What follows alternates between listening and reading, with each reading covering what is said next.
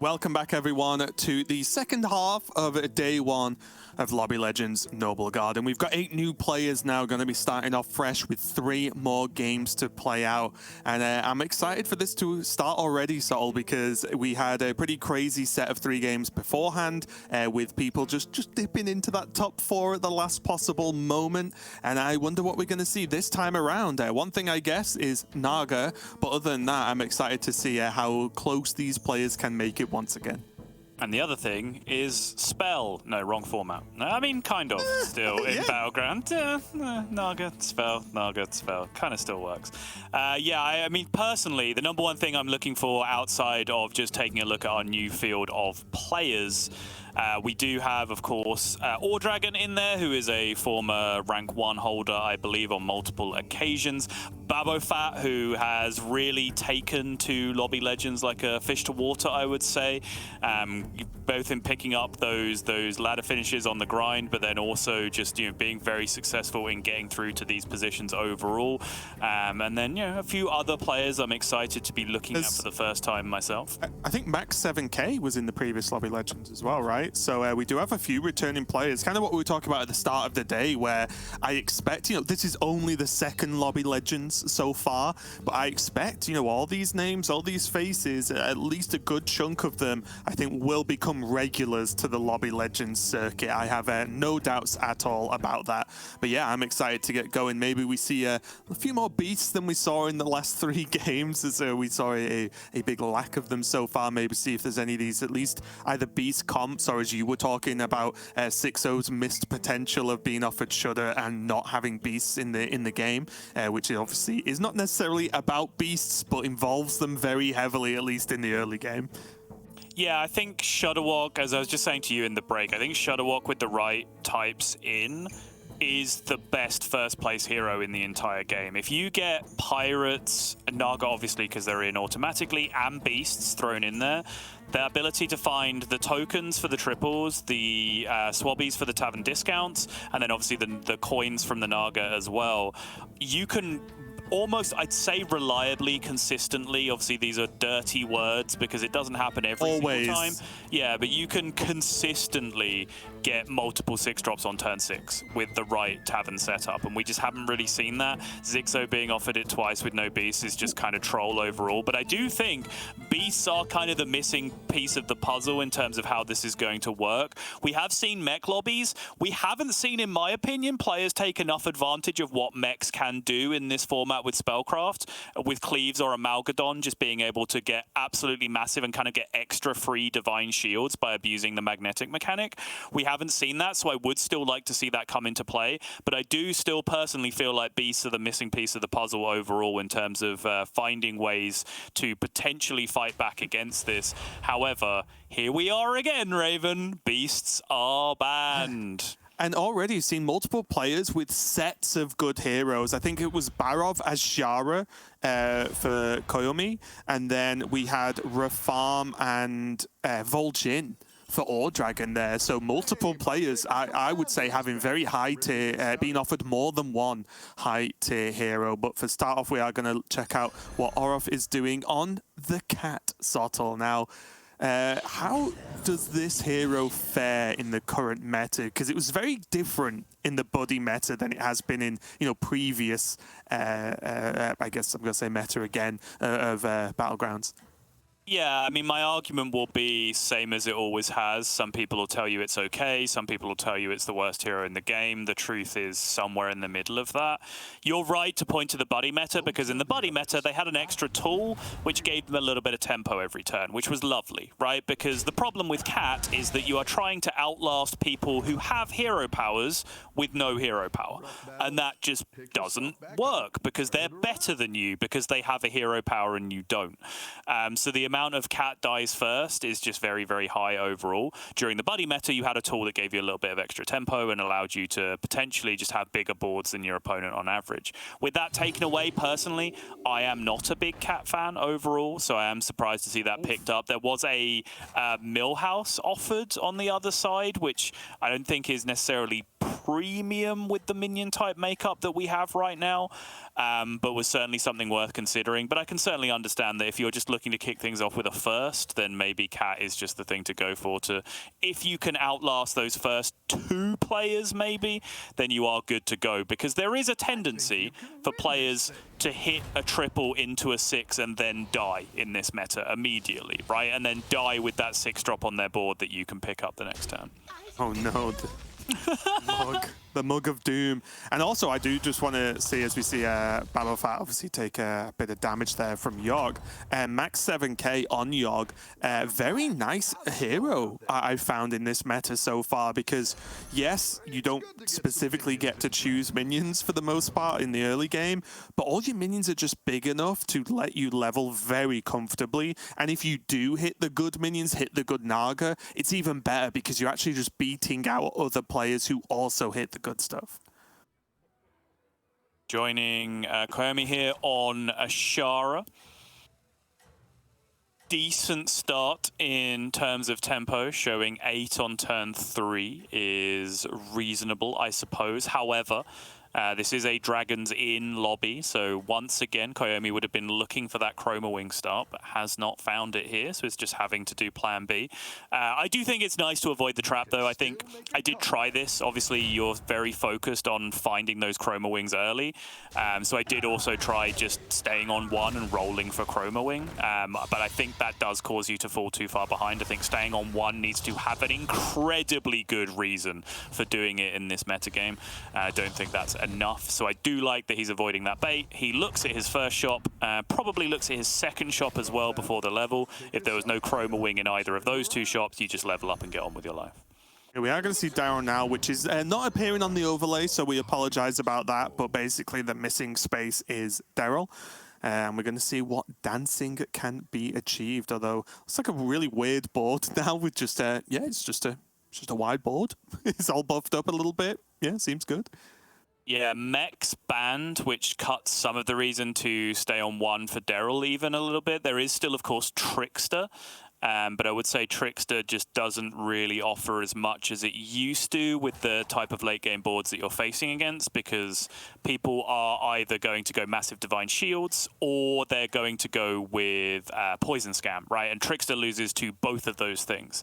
So I think what he's going to be looking at more is going up to find some Divine Shields of his own to dance on to be able to compete with this board state. And as Lorinda is now pointing out to us, he did in fact see a Trickster in his very first shop and chose not to keep it, which, as I said, just makes sense to me. I just don't think Trickster, what used to be one of the very best Daryl targets, especially in no Murloc lobbies, really makes that much sense anymore, because Leroy, Manted Queen, Murlocs are in this lobby as well, so, you know, the ability for you to just get poison scammed out of existence is just way too high, I think.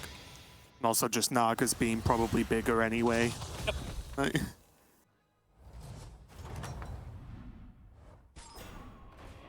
Currently on Old Dragon with the rough arm.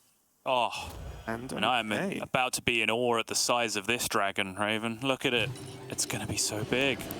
Really is. And even though the health won't be there, just trading a sort of confirmed 1-for-1 and obviously having the triple now for Old Dragon for next turn. Maybe he doesn't even choose it next turn. It's going to be interesting, right? If I have a question for you, Raven. Go on. How many times have you sold a Chroma Wing with 100 or more attack to replace with a vanilla Spellcraft minion? Multiple times. Yeah. Yup. Definitely more than once. Simply correct. Look, I know you've been a great dragon. Okay, look, we've been friends for a while now. But this little guy offers me a good dragon? Nobody. You were the best. Yeah, exactly. Sisyphus has actually got a lot of money banked here, right? Especially with the triple. He can actually level up and start getting some work done very, very soon indeed. It's like a weirdly alternate way to boost levels quickly that we've not really seen at the moment, with just having the gold sort of preemptively stacked. You ever seen the Twitter account, There's No Cat in This Image? Yes. I think Sisyphus is aiming for a submission. Is that a cat on the cat toy in the middle tier of the thing? Is that a cat? I'm entirely unclear. Oh, see, now I'm not even watching the game I'm supposed to be casting. That is interesting. And it looks like another layer going on. Nice. Love to see It's it. going for maximum comfort. Mm-hmm. And now, as we go into Rapido's turn, is there a cat in this image? Look at the background. It's a bit messy. I'm not. Is that blue thing with a face a cat, or is it not?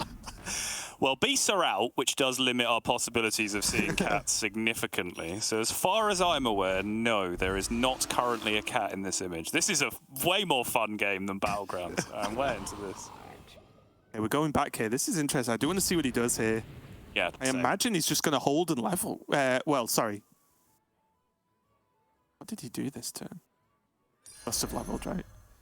Yeah, and he's just going to level again next turn. Yeah, I like this a lot. Yeah, just hold. He's fine. Like, he's safe on 18 because it's not 15 or lower. So just do it, right? And then go for the 6.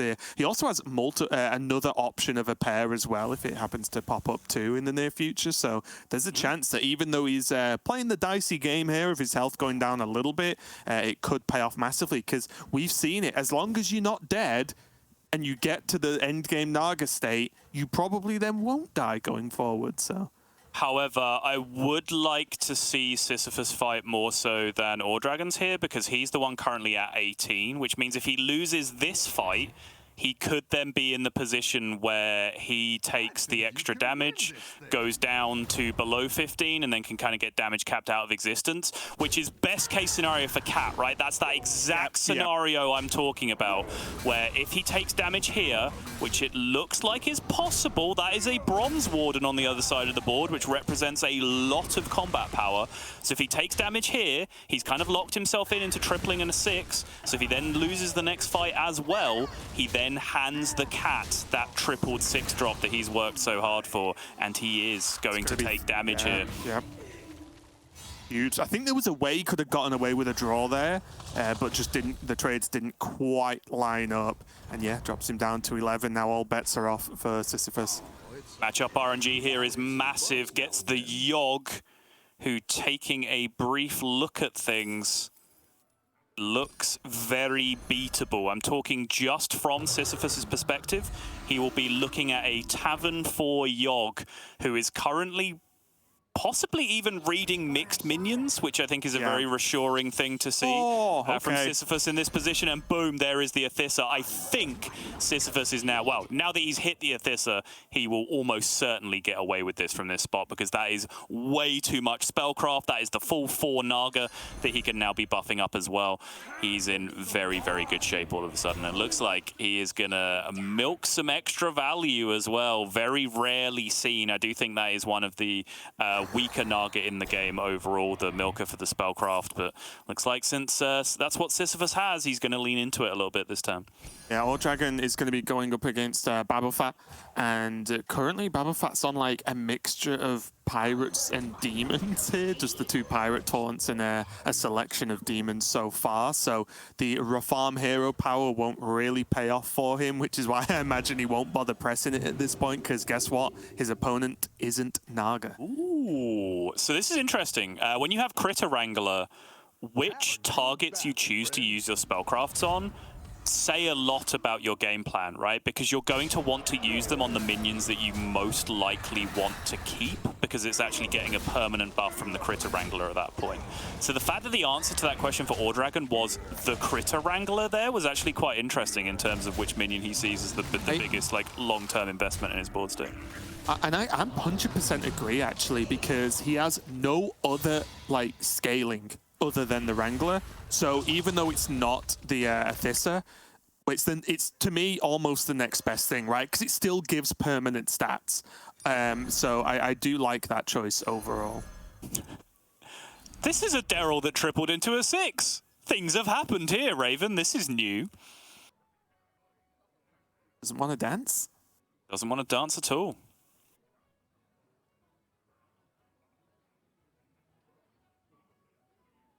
Pick up the Siren, though, which is huge. You just may have seen in the bottom corner there, Sisyphus taking the level to 6. Very common pattern, right? You triple into your 6, and if you hit, you can then get strong enough just to immediately go to 6 the next turn. Okay, so these minions in hand, or at least a chunk of them, are buffed. Gonna go Explorer here just to see what he can pick up. rules out the dragon specifically. Does find Okay. Amalgadon in the end. Oh, sorry, Amalgadon in the end. Supposed to discover something that isn't on board. This is everything. It's very weird. The one that I don't get is if you have an Amalgam on board, you can still use Reef Explorer, even though you technically have all minion types at that point. So how can you discover something from a minion type you don't have? That doesn't really make sense to me. I know it doesn't make sense to you because it makes sense to me. And that is a general outcome we've gotten used to over the years. If I'm like, yeah, that just makes perfect sense. There's a debate to be had between like rules as written and rules as fun, though, right? And I think just turning a card off because you have an amalgam on your board just probably isn't fun for anyone involved in terms of... I don't know why we're suddenly randomly talking about game design, but here we are. This is where the conversation went.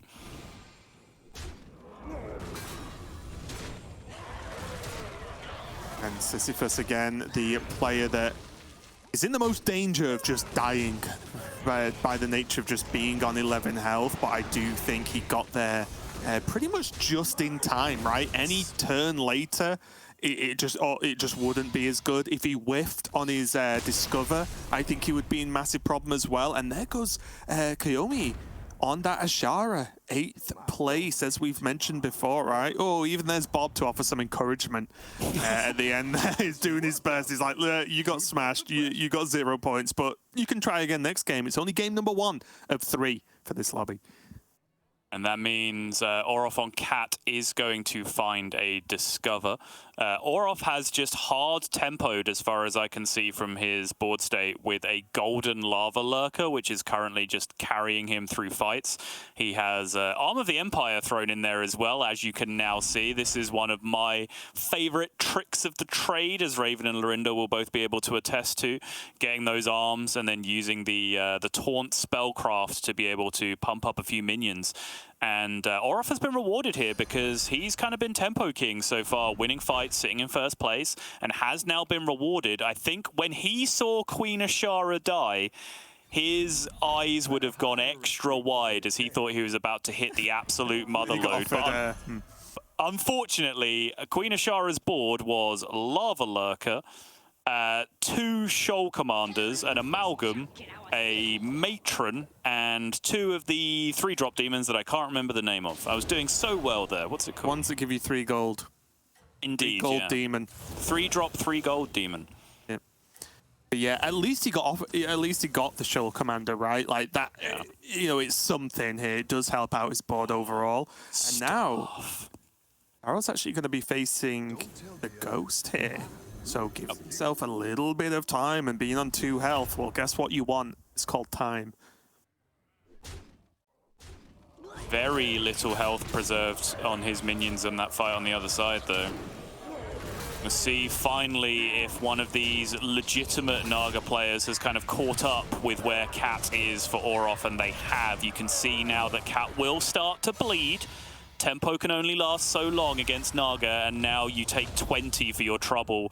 Unless Cat makes something happen here, unless Orof makes something happen here, if he gets bad matchup RNG on the next fight, he could just be eliminated immediately, and he is going to fight against another one of the Naga players. That is Daryl on the other side, with Golden Siren Orgazoa, and now I believe an Athissa on the other side as well, picked up off that Golden Siren, which means Daryl is about to go from 0 to massive real quick. Yeah, and the problem here we can see Orof having was that the arms are good, but they do fall off, right? You can't just sit on them and say, well, this will carry me. They do fall off. He will need to transfer out here. But we are back over at Daryl Yonsei as he makes an attempt to, guess what, survive another turn. But it's looking all right, actually, right? The Golden Siren, the multiple Divine Shields that are available. There's a Shoal Commander buff to drop on the lava if he wants it. I think Orof might just be a dead cat here. This is looking very hard to beat on the other side, because that's going to be 4 or 5 Divine Shields on the board. There's going to be a ton of passive scaling from the Golden Siren going off at the end of the turn as well. There is some funkiness with Siren activations and Glow Scale specifically.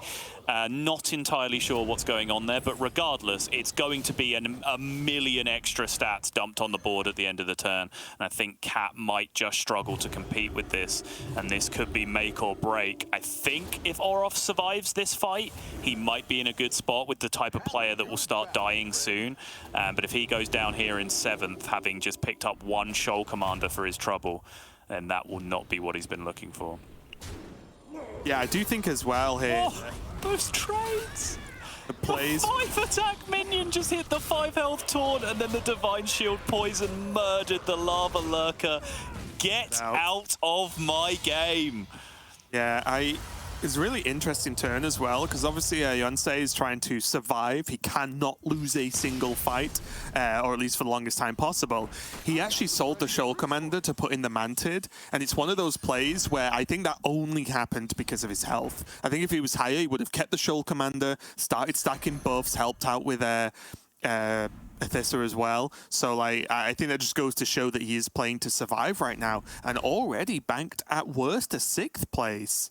And potentially better, because Max 7k, 1 health, Dapido, 4 health, like even Sisyphus, who's managed to stick around for a while on a relatively low health as well. Like all 4 of these players below 1st and 2nd are in massive danger of just like more or less, if they do lose a fight, they are gone. So they'll definitely be scrapping for this one. And it looks like Dapido is going to be versus Max 7k this turn. So unless it's exactly a draw, one of them's going to knock the other one out and knock them into a likely 6th or joint 5th, 6th place. Yeah.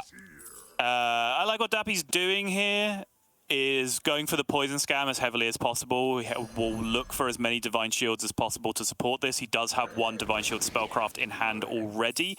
The problem is that with this board state, I really like having a big cleave to support this. He does have Wind Fury spellcraft generating off the golden, which would be ideal as well if you can pick it up.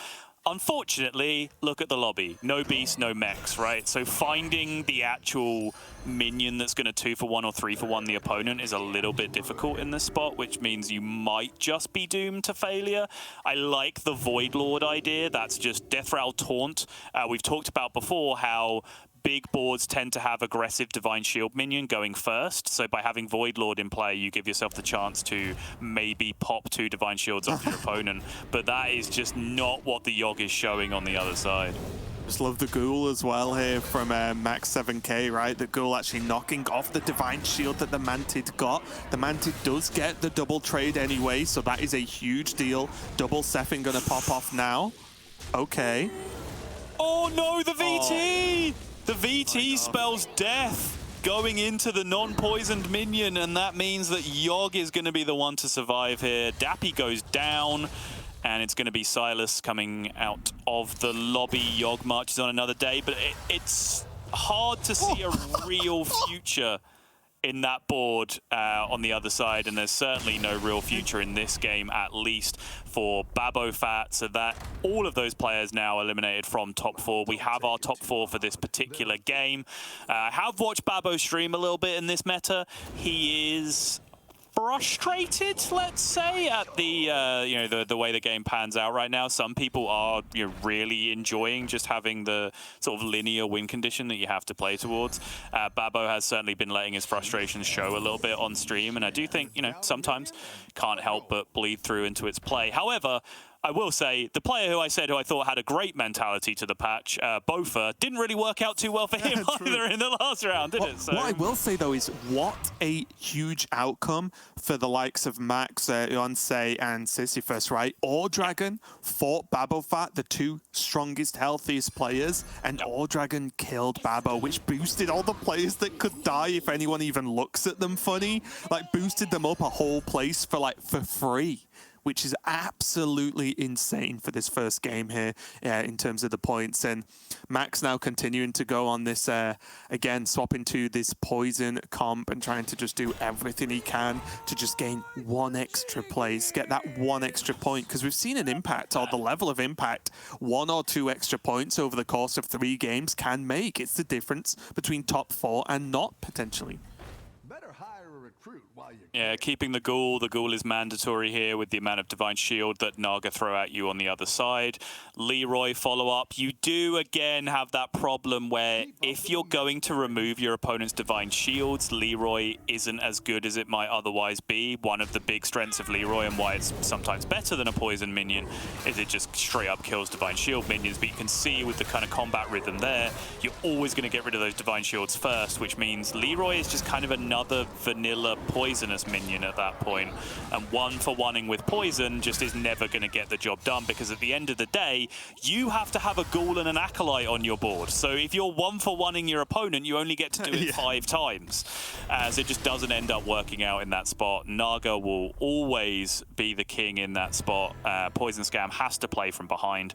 Daryl goes down in third as well, and as expected, it is going to be Ore Dragon and Sisyphus kicking things off. And it looks like Sisyphus is going to start a little bit better than might have been expected. He is certainly not going to be cursed with an uphill battle in this lobby, it seems. Yeah, and I think for Yonsei and Max 7, sharing third, fourth, that's a really good outcome for this game. I think they'll be feeling very fortunate to have gained those points, especially when Babo was looking so good. And even some of the other players early on were looking a lot stronger overall. But now, I think while All Dragon's popping off, Sisyphus is trying to catch up.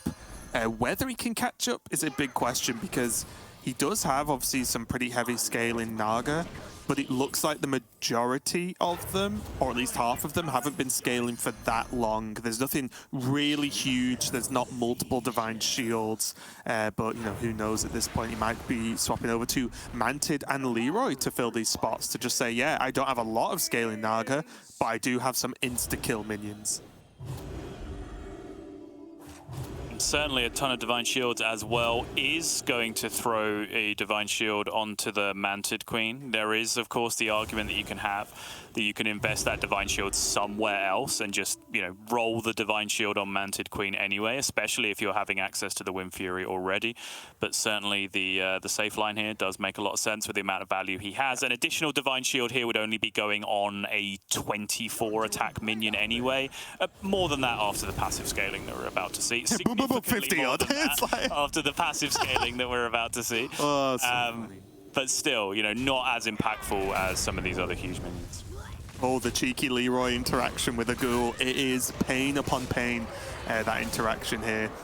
And it looks like Ore Dragon is just going to overtake and very quickly end this game. I do think the Ore Dragon Babofat fight really shaped the ending of this game, right? No one else had any potential of keeping up with Ore Dragon. Ore Dragon then killed the other person who could have at least survived longer if he got matched against different players, because I do think Babofat was strong, but just not in comparison to exactly Ore Dragon there. So really good win for him there. And honestly, for most players, apart from Babofat, any of that top 4 finish, I think a very fortunate outcome. As I said, for Max and Yonsei there, I think that was a really good outcome to just grab 4.5 points when they were sat on, I think, like 2 and 4 health or something for multiple turns of this game. Yeah, I think as the players in this lobby saw who was dying, they would have been very thankful, right? There are certain heroes that die at certain points where the entire lobby throws up a collective cheer, right? Like, if a Test dies early, everyone celebrates. Yeah. If an Ashara dies early, everyone celebrates. If a cat dies early, everyone celebrates. These are heroes that you want to see go down because they solve problems for you in the late game, and particularly when you're one of the players not having a great game. You know, we talk about Babofat. Yeah, he was numerically strong at the point he died, but he was demons with Felbat and an Imp Mummer, right? Like that has no future. It's not going anywhere. It's going to get killed by Naga at some point during the game. It just so happened it was a little bit earlier than he would have hoped. But when you're in that kind of position, that kind of player, watching the Ashara, the cat, whatever it is, just dying early, that makes you so happy because you're scamming extra places that you weren't supposed to. If that Ashara had lasted one more turn, if the cat had outlasted one one or two more players, suddenly they're monsters in the late game as well. So yeah, just good matchup RNG for the players who survived the couple of extra spaces in that position, but at the same time, good decision making from those players, as we see here, just kind of going for those poison scam high tempo boards that you are seeing to grind them out those extra spots. And I think for me, at least, you know, learning when I was learning Battlegrounds, that was the thing I struggled with the most, was knowing exactly when to try and transition and what to transition to give yourself the best chance. I think that is actually just by far the hardest part of learning the game, especially at a high level, because one, just being able to pull off a transition in itself successfully, I think can be quite hard unless the game is very kind to you, but just the timing and exactly what to go for at what point. And I do think Max and Dapido actually did it very, very well this game. Even though, you know, it didn't get them first, second, whatever, it got them a solid finish considering how their game started. Yeah, for sure. And so the stall is now set out. Ordragon and Sisyphus are in the position of command. They're in the spot now where maybe they're the players that are going to be looking at picking Daryl and staying on Tavern 3 all game and trying to get top fours, as we saw from the players in Lobby A. We will see how things pan out. Certainly there is still a grind to go for the players who finished in the lower positions to kind of make their way through. But the one thing I really want to see now, Raven, is a freaking beast lobby. Finally, like, come on, can we just have one? It's the added dynamic that I think we need at this point to just shake these last couple of lobbies up a little bit.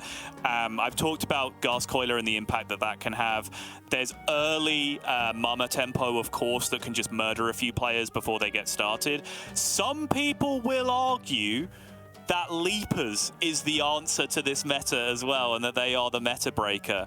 I personally don't believe in that. I think the amount of stuff that you have to hit to actually get the good Leapers board has to happen way too quickly in comparison to what the Naga player has to hit to just immediately be stronger than you in response. Right. But certainly I have heard the argument, and not just from you, Raven, that in certain positions, going Leapers does make sense. Like if you get N'Zoth, Reno into Golden Baron, for example, that kind of thing, then Leapers might just be a solution to the problem if you don't immediately hit that Naga stuff. So I am really rooting for the Beast lobby in our 5th lobby of the day, 2nd lobby of Group B. Well, you heard it. Official request submitted for a Beast lobby. We'll see if it's approved or not. We are going to go to a break while we get ready for game number 2. Remember, though, there's only 2 more games now left of today, of day 1 of Lobby Legends Noblegarden. So make sure to stay tuned because it'll be over before you know it. We'll be right back. Don't go anywhere. We are back and ready to go into game 2 of the 2nd lobby of the day. A lot on the line for these players as already the spaces are starting to be made. The gaps in the leaderboard are already there, but we have seen players recover already. What was it? It was 6-0, 7th, I think, in the first lobby, in the first game, sorry, and ended up making to that top 4. So really strong performance from him in the first set of games from the day, but now we're moving on to the 2nd. And it was only because of Zixo in 7th having a better performance that Roger in 8th wasn't the player that was making the comeback, right? So it really does show that with such a small sample size, a big swing can still happen late. As long as you don't literally go 8th in the first 2 lobbies, you might have a chance of bringing it back with a big 7-point win in the final lobby, depending on how the other points break down.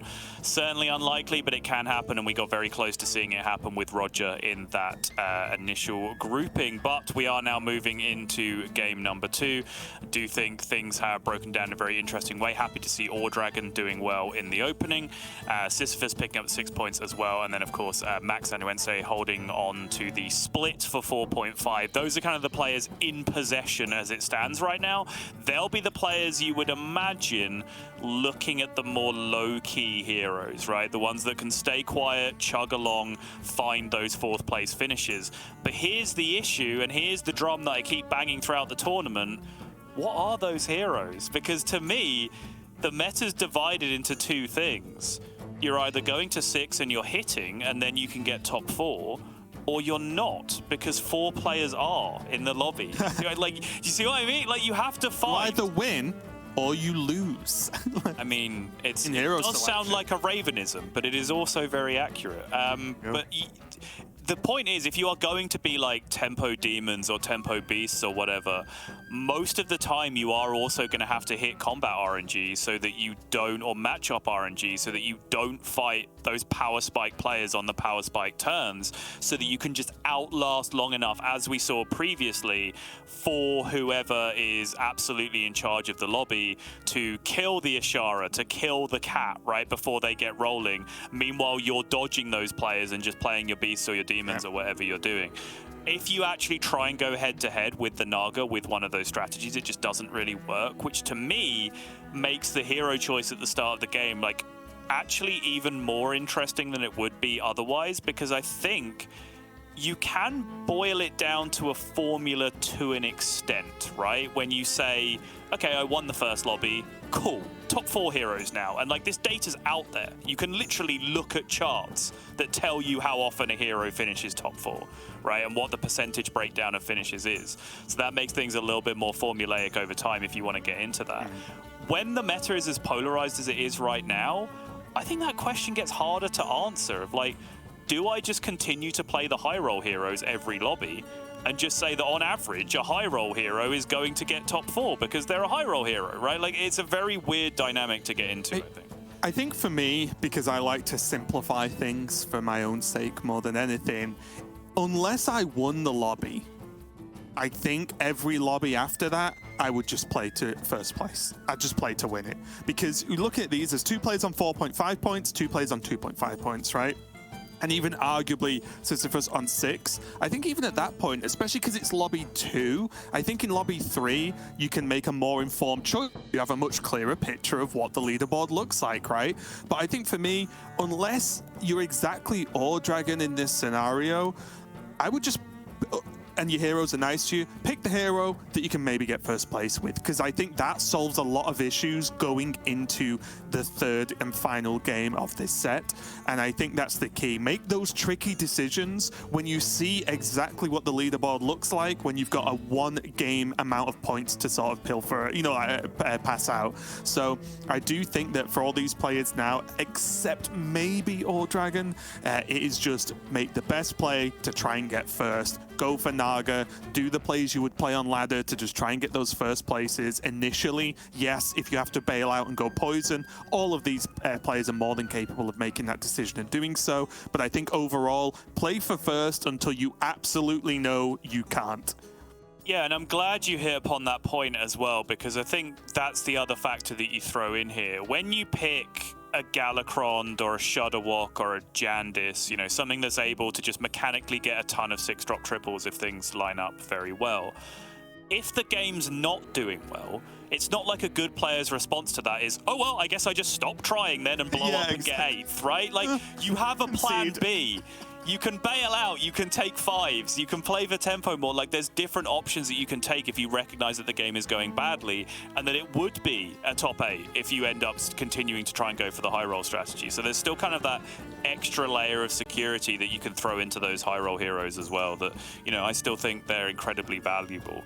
That's not to say that what was done with Daryl in the previous lobby, in lobby A, didn't make sense, because that was such a secure position, right, overall. And it was done in game 3, right? Exactly, it was done in game 3, which is an entirely different beast, or entirely different mech, I suppose, with the pup bots, since we aren't seeing beasts. Or Murloc. It was Daryl. or other minion types as well. We can keep going. But... Naga. Demon. Hold on, I can solve this. Amalgam. There you go, I've named them all. Are they all, or are they all at different times? Is that why the mechanic works? Okay, amalgam. There you go. Got me. I've named them all. Yeah. But I do think that was wise. But I think what we've kind of come to agreement on here is that game 2 you still just kind of pick the best hero, right, overall, and I think that does make sense. If you're wondering what the delay is here, I believe the China representatives had some connection concerns or whatever, so they have requested a test game just to make sure everything is stable. Of course, we have a small sample size of games here, so we do want to ensure that our players all have the best and most stable connections. Sometimes that is more difficult for China players than it is for others, so hopefully we will be able to bring you some gameplay soon, but as of right now, we're just trying to work on some connection issues. And also, let's just be honest, just like in Standard, if we can reduce the chance of having to maybe do a regame halfway through a game, like nobody wants a regame at any point, right? So we want to make sure all the players are comfortable, their connections seem to be fine, and everyone's happy before we start. That is the most important thing for these players, because, you know, imagine you're doing well and it's like, oh, we have to regame. It's like, that was the lobby I was going to win. Oh no, I just got my Athissa. But overall, from what we've seen so far, we talk about what you pick when you're ahead or when you're comfortable. Is that same thought pattern even more cemented for the players who say 7th, 8th, arguably 6th, or, you know, in that bottom tier? Is it even more so now that they have to pick or grab any hero that can either has a history of being a first place potential, or if they're forced into it, are they picking worse heroes but then making sort of aggressive plays, not in terms of tempo, but aggressive in terms of, do I just take damage and spam level and just try and just hit the goods late game and win? Is that the correct approach, or is there anything else these players that have started off quite badly can do? No, I think they are the ones kind of more tunneled. We were talking about it the other way around. I think the players who are in control, who got the first early result, I think what it gives them more than anything is options. And I think the players who were struggling and who had a bad initial game in Lobby B, what they've had is options taking away from them, because now they have to play for first and second, because particularly if you just got an 8th immediately, you're going to be in trouble even if you find a 4th and a 5th, right? So the option of going Daryl Dance on putt bots has just absolutely taken away from you. Which means that you have to go for the big push. But what I will say is that what making big pushes for first and second looks like really isn't that far removed from what just playing this meta normally looks like anyway, right? It is the kind of thing that you're always trying to do. There's very little debate in these circles, which there normally is. Are you supposed to triple into 5 or 4 or 6? Like, what's the best time to triple into whatever? On what hero as well? On what hero, in which context, with how much health do you have? What does your board look like? What's your gold interval for the next turn? What does your tavern cost this turn? What does it cost next turn? What does your curve look like? These are all normally questions that you have to answer, which is when a newer player says, oh, is tripling into 5 or 6 better this meta? The only answer is it depends, normally. Now, it's 6. That's just the answer. I love it. Yeah, if I'm ever wondering what I should do, I see if my tavern level is 6 or if I could triple into 6. If neither of those things are true, I try and do those things, because generally it'll serve you well. I do believe that the players are just in the test game right now, so in the meantime, while we just wait to make sure everything's okay, just want to mention that there's a lot of people co-streaming it, from players to you know, other casters, there's other language streams as well. So just a shout out to them. If you want to follow, you know, what they're looking at, make sure to check out their streams. I believe the majority of those are on the Twitch side, so you know, go and say hello, at least hang out for a bit over there as well if you want to see some different perspectives on what is going on. And if you want the list of those, just go to playhearthstone.com/esports, and there should be a post around there somewhere with the Lobby Legends Noblegarden promotion, and there should be a list of streamers or live or approved co-streams on there for you.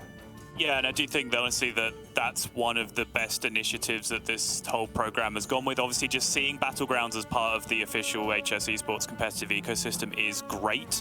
But then if we kind of dig into the minutiae of what's happened, the idea of just co-streaming and rebroadcasting and all of these language streamers and just even, you know, other English-speaking broadcasters, which, you know, we should be resentful of because they're competing with us for viewership and they're way cooler than we are. But honestly, it's just a fantastic fantastic initiative overall, because it just creates this great community atmosphere where like the whole community is doing the same thing, right? We're all talking about and enjoying and engaging with the same thing, and I think that's a really cool feeling. And honestly, like, as someone who clearly is biased as a caster to say this stream, on the previous Lobby Legends, I flicked through a load because I mean, oh, what does this person think of this? You know, oh, what are these person's views on this kind of thing? It was super interesting, and I think having the options there are absolutely fantastic. I as a viewer, loved it in the last Lobby Legends.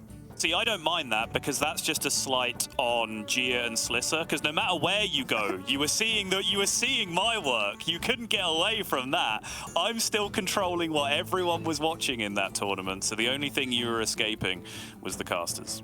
Note to self: apply for co-stream for the next Lobby Legends and only do a radio cast.